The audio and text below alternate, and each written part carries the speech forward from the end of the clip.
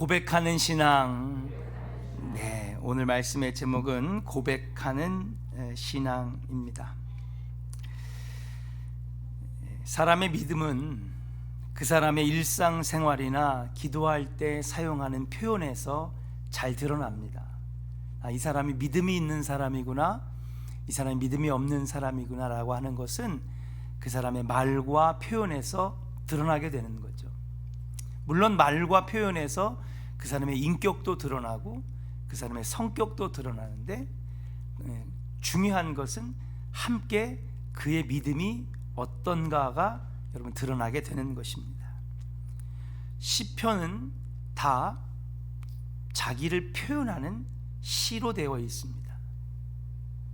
시편 5편의 저자인 다윗은 그렇게 말로 고백하고 믿음을 표현하는데, 그는 하나님을 나의 왕, 또 의의 하나님, 그리고 하나님은 심판자로 고백을 하고 있다라고 하는 것입니다. 하나님을 향한 믿음, 하나님을 향한 다윗의 믿음은 하나님은 나의 왕이십니다. 하나님은 나의 의의 하나님이십니다. 하나님은 나의 심판자이십니다 라고 고백하는, 그리고 그 고백을 들을 때 다윗의 믿음이 이렇구나 라고 우리는 시편 5편을 읽으면서 알 수 있다라고 하는 것이죠. 저는 오늘 시편 기자가 고백에 사용한 이러한 표현들을 통하여서 그가 하나님에 대해서 어떤 신앙을 가지고 있는지, 또 그의 아름다운 신앙의 고백이 오늘 힘든 시대를 살아가고 있는 여러분들에게, 믿음을 지키기 어려운 이때에 여러분, 이 고백이 우리의 고백이 되면서 그 고백하는 신앙과 믿음으로 이 힘든 시대를 잘 이겨낼 수 있는 복된 하나님의 사람이 되기를 주님의 이름으로 소망합니다. 그러면 다윗의 믿음의 고백은 무엇이었느냐? 이미 앞에서도 말씀드린 것처럼 첫 번째로는 하나님은 나의 왕이십니다 라고 하는 거예요. 한번 따라 할까요? 하나님은 나의 왕이십니다. 본문 2절 말씀의 시인은 하나님께 도움을 요청하며 나의 왕, 나의 하나님이여 라고 그렇게 부르고 있습니다. 이 표현은 우리에게 시인이 하나님을 왕으로 믿고 있다는 것을 알려줍니다. 고대의 왕은 여러 가지 면에서 오늘날의 대통령과 다릅니다. 물론 지금도 대통령이 막강한 권력을 가지고 있어서 여러 부분에 큰 영향력을 끼치는 것이 사실이지만, 고대 세계의 왕들이 갖고 있었던 권력과 권세는 그 이상이었습니다. 고대의 왕은 신의 대리자이자 절대 권력자였습니다. 고대의 왕들은 말 한마디에 모든 군대가 일사불란하게 움직이는 막강한 군사력을 가지고 있었습니다. 드라마나 영화를 보면 고대의 왕들은 왕비와 후궁들이 굉장히 많죠.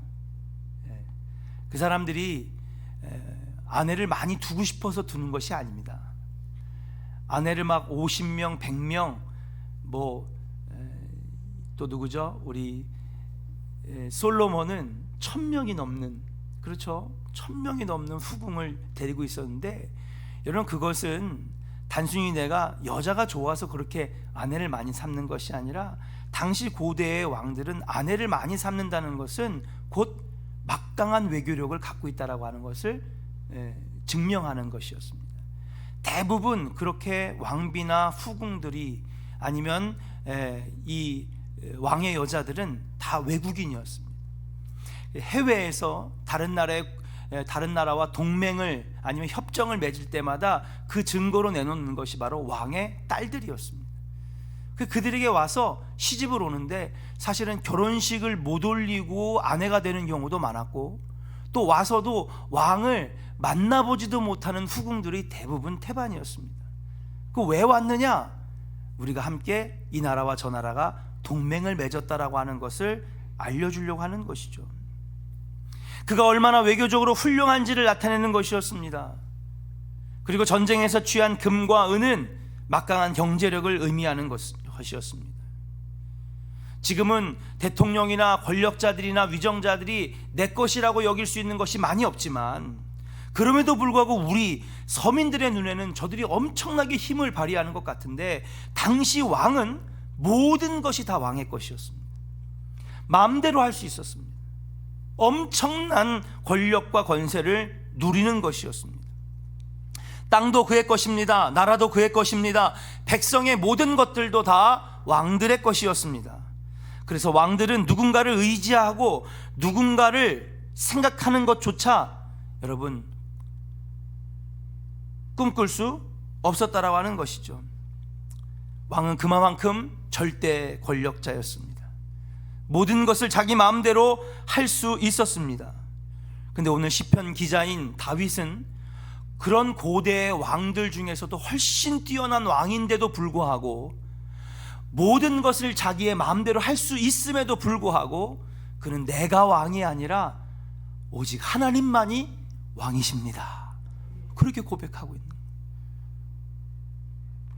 여러분, 우리 인생 내가 마음대로 할 수 있잖아요. 내가 하고 싶은 대로 할 수 있는 것이 내 인생입니다. 내가 남들은 어떻게 조정할 수는 없어도 적어도 나에게 주어진 내 인생만큼은, 내 몸만큼은, 내 삶만큼은 나의 것이라고 여기지만은 다윗은 그것이 아니라는 거예요. 내가 왕인데도 불구하고 진짜 하나님, 진짜 왕은 오직 여호와 하나님이라고 고백하고 있는 것이 바로 오늘 시편 5편의 다윗의 고백인 줄로 믿습니다. 그의 믿음은 절대 권력자인 하나님을 온전히 순종한다라고 하는 것이죠. 하나님을 왕으로 고백하는 믿음은 무엇입니까? 온 우주의 절대 권력자가 바로 하나님이시라는 거예요. 모든 인생의 통치자가 하나님이시라고 고백하는 것입니다. 그분이 무슨 말씀을 하시든지 그대로 될 줄로 믿습니다 라고 하는 것이 바로 다윗의 믿음이었다라고 하는 것입니다. 하나님을 왕으로 고백하는 믿음은 또 어떤 것입니까? 하나님 앞에 내가 순종하겠습니다. 그렇기 때문에 다윗은 자기를 괴롭히는 악인들을 두고 하나님께 도움을 요청하는 기도를 할 수 있었습니다. 제 기도를 들어 주시옵소서, 말씀만 해 주시옵소서. 그러면 악인들은 잠잠해질 것입니다. 통치자이시며 절대 권력자이신 주권자이신 하나님을 왕으로 고백하는 믿음이 있었기 때문에 그를 괴롭히고 힘들게 했던 악인들을 잠잠하게 해달라고 할 수 있는 기도도 할 수 있었다라고 하는 사실이에요. 오늘날 많은 사람들이 내 인생의 주인은 나라고 얘기합니다. 내가 내 인생의 왕이라고 그렇게 말하고 사는 시대입니다. 그러나 사랑하는 여러분, 우리 믿음의 사람들은 그런 고백을 하는 것이 아니라 오직 내 인생의 주관자요, 통치자요, 그리고 내 삶을 주관하시는 오직 왕 되시는 분은 여호와 하나님이라고 고백하는 믿음이 있어야 될 줄로 믿습니다. 요즘은 자녀를 적게 낳다 보니 자녀를 귀하게 여기죠. 그러다 보니 어느새 자녀들이 가정의 왕으로 커지는 경우가 많습니다. 이렇게 자란 자녀는 나중에 커서 부모를 종처럼 생각하여서 순종하기는커녕 내 뜻에 따라 부모를 좌지우지하려고 하는 경우를 많이 보게 되는 것이죠. 그런데 이것을 하나님과의 관계로 비춰보면 우리도 사실은 하나님의 자녀인데 그것을 잊어버리고 내가 왕으로서 살면서 내 마음대로 하나님을 조종하려고 했던 경우가 있었던 것은 아닌가. 필요할 때만 하나님 갖다 쓰는, 그리고 내 삶의 주인은 나고 내가 내 인생의 왕이라고 고백하면서 그렇게 하면서 살았던 우리의 모습은 있는 것이 아니겠는가. 하나님을 왕으로 고백하는 것은 그분의 다스리심을 받아들인다는 뜻인 줄로 믿습니다. 내 고집, 내 주장대로가 아니라 그분의 통치, 그분의 다스림을 기꺼이 받으며 살겠다라고 하는 믿음인 줄로 믿습니다. 내가 모든 것을 할 수 있을 것 같지만 아닙니다. 하나님이 하실 수 있습니다 라고 고백하는 그 믿음, 이 아름다운 믿음이 오늘 이 설교를 들으시는 우리 조원교회 여러분들의 믿음 되기를 주님의 이름으로 간절히 축원합니다. 우리 옆 사람에게 한번 고백합시다. 하나님만이 나의 왕이십니다. 할렐루야. 여러분, 이 믿음의 고백이 여러분에게 꼭 있기를 주의 이름으로 축복합니다. 두 번째, 시편 5편의 저자인 다윗은 어떠한 믿음의 고백을 하고 있습니까? 두 번째로는 하나님은 의의 하나님이다 라고 고백하고 있어요. 시인은 하나님을 의의 하나님으로 고백합니다. 우리 8절 말씀을 한번 읽어보겠습니다. 오늘 본문 5편 8절을 한번 같이 읽어보겠습니다. 시작. 여호와여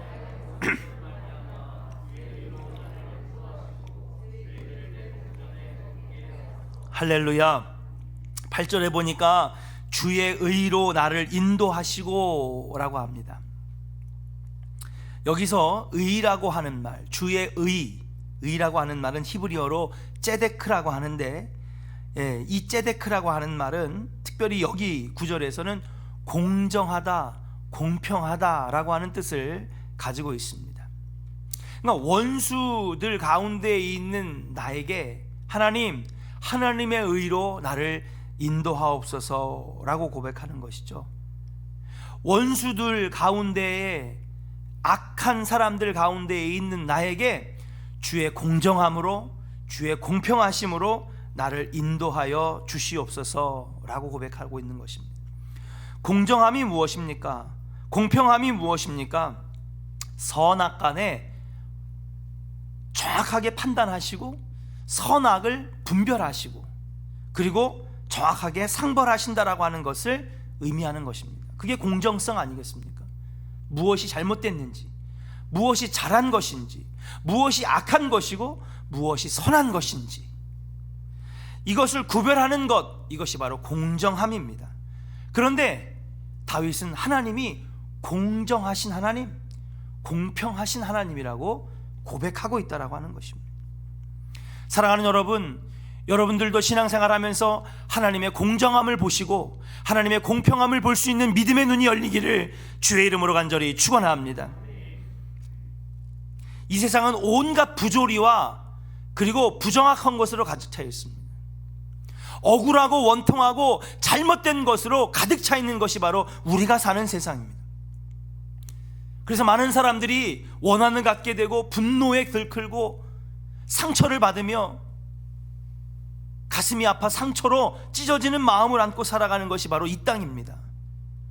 근데 이런 혼란한 땅에 오직 여호와 하나님만이 공정함으로 이 세상을 보고 계시다라고 하는 사실이죠. 오늘날 대한민국의 사법체계가 무너져가고 있는 것을 여러분 지금 TV로 다 목격하고 있을 것입니다. 공의를 선포하고 옳고 그름을 말해야 되는 사법부가 밥그릇 싸움이나 하고 앉아있는, 법이라고 하는 것이 얼마나 속절없이 약한 것임을 여러분 지금 우리가 두 눈으로 목격하고 있습니다.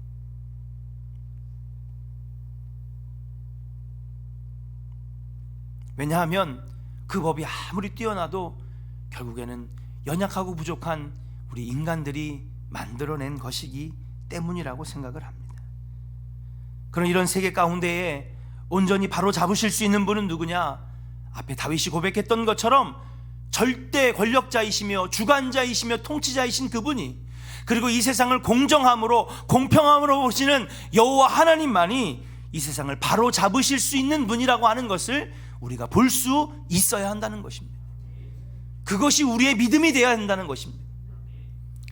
세상에 수단과 방법과 여러 가지 길들이 있지만 여러분, 인간의 방법으로는 이 복잡하고 혼란한 세상을 바로잡을 길이 너무너무 부족하다라고 하는 것입니다. 어떤 기준도 없이 기분에 따라 어떤 날에는 죄인에게, 어떤 날은 의인에게 상을 주는 하나님, 여러분, 그 하나님 우리가 어떻게 믿을 수 있겠습니까? 그러나 우리가 믿음의 눈으로 세상은 다 부조리해도 우리 하나님만은 공정하시고 우리 하나님만은 공평하시고 그 믿음을 갖고 있다면 여러분, 그 하나님을 우리가 신뢰할 수 있다라고 하는 사실, 여러분, 이런 마음에서 믿음이 출발하는 것입니다. 하나님만이 틀리신 분이 아니고 하나님만이 공정하신 분이고, 그렇기 때문에 우리가 믿을 수 있습니다. 지금은 누군가를 믿을 수 있다라고 하는 것, 여러분 우리가 믿지 못하잖아요. 우리가 오직 믿을 수 있는 분은 공정하시고 공평하신 하나님이십니다. 아모스 선지자는 바로 하나님의 이런 공정함과 공평함을 환상을 통하여 여러분 우리에게 기록하고 알려주고 있습니다. 아모스서 7장 7절부터 9절 말씀에는 다림줄 환상이 나타나는데, 다림줄은 여러분 무엇입니까? 이 벽돌을 쌓아 올릴 때에 줄을 튕긴다고 그러죠. 저기 이 공사하시고 이 건축하시는 분들이 저쪽에서 저쪽까지 줄을 탁 튕기면서 먹줄을 튕깁니다. 그러면 이 먹이 탁 붙으면서 아주 정확하게 일자로 딱 튕기게 되면서 거기에 먹줄이 딱 튕겨진 데에다가 딱 정확하게 벽돌을 쌓고 튀어나온 부분이 있으면 깎아내고, 모자란 부분이 있으면 시멘트로 채워놓으면서 그렇게 하면서 균형을 맞추는 것, 이것이 바로 먹줄이고 다림줄입니다. 이 다림줄의 환상을 아모스가 보면서 하나님이 분명히 공정하시고 공평하신 분이기 때문에 지금의 이 부조리하고 이렇게 원통한 이 상황에서 하나님 바로 잡아주실 것이다, 이스라엘 백성들에게 선포하면서 걱정하지 말아라. 우리가 포로로 끌려가고 우리가 악한 일들을 당하면서도 우리가 하나님을 믿으면 공정하신 하나님께서 언젠가는 바로 잡아주실 것이다. 오늘 다윗도 그러한 믿음의 고백을 하고 있다라고 하는 것입니다. 그렇습니다. 우리가 믿는 하나님은 공정하시고 공평하시며 정확하신 분인 줄로 믿습니다. 사랑하는 여러분, 억울한 일, 괴로운 일을 당하여 힘들고 어렵고 그리고 괴롭습니까? 여러분, 공평하시고 공정하시고 정확하신 하나님 앞에 기도하시기를 주의 이름으로 간절히 축원합니다. 그런 하나님께서 여러분들의 인생에 먹줄을 튕기셔서 모자란 것은 채우시고 그리고 남겨진 것은 바로 잡아서 여러분 인생을 공정하게 바로 잡아주시는 놀라운 역사가 여러분들 인생에 나타나게 될 줄로 믿습니다. 공평하신 하나님께서 남들이 갖지 못하는 것들로 여러분들에게 갚아주실 줄로 믿습니다.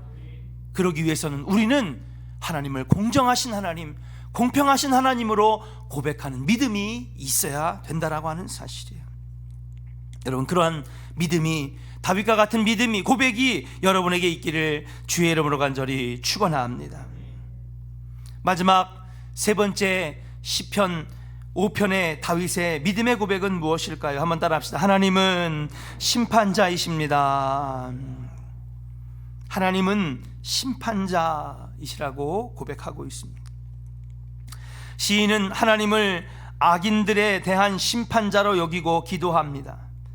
본문 4절부터 6절까지 다윗은 하나님은 어떻게 보고 있는지를 알려주고 있습니다. 시인인 다윗은 하나님이 죄악을 기뻐하지 아니하시고 악인들을 미워하시며 거짓말을 하고 피를 흘리는 자들과 속이는 자들을 미워하시면서 그들을 반드시 심판하실 것이라고 고백하고 있어요. 여러분, 이 고백이 굉장히 중요합니다. 종종 우리는 많이 보게 됩니다. 악한 사람들이 더 잘 되는 걸 보게 돼요. 그러면 여러분, 우리는 이 세계에 대해서 의문을 갖게 됐습니다. 하나님께 의문을 가져요. 하나님, 난 선하게 살았는데 왜 악한 사람들이 더 잘 돼요? 하나님, 저는 말씀으로 살았는데 왜 죄인들이 더 잘 되죠?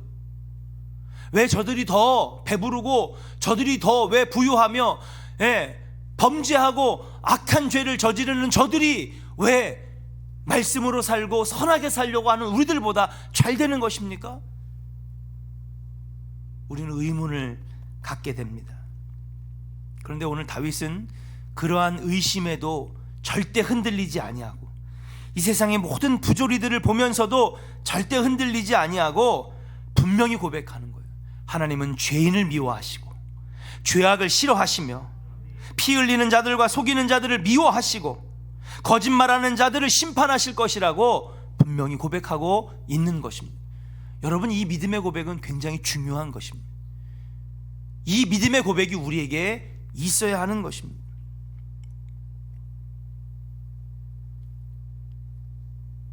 사랑하는 조은의 성도 여러분, 악하게 살면서 잘 되는 사람을 절대 부러워하지 마시기를 주의 이름으로 축원합니다.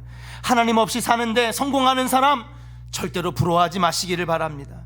그들의 부와 성공과 명예는 잠시뿐이요, 결국 의로우신 하나님, 공정하시고 공평하신 하나님, 그분께서 결국에는 그들의 인생에도 먹줄을 튕기게 돼 있어요. 하나님께서 다림줄을 튕기신다는 것이죠.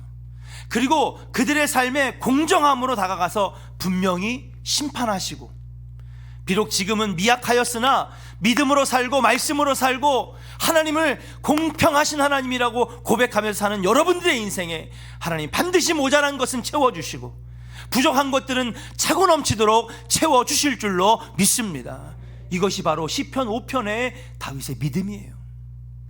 참 귀한 믿음입니다.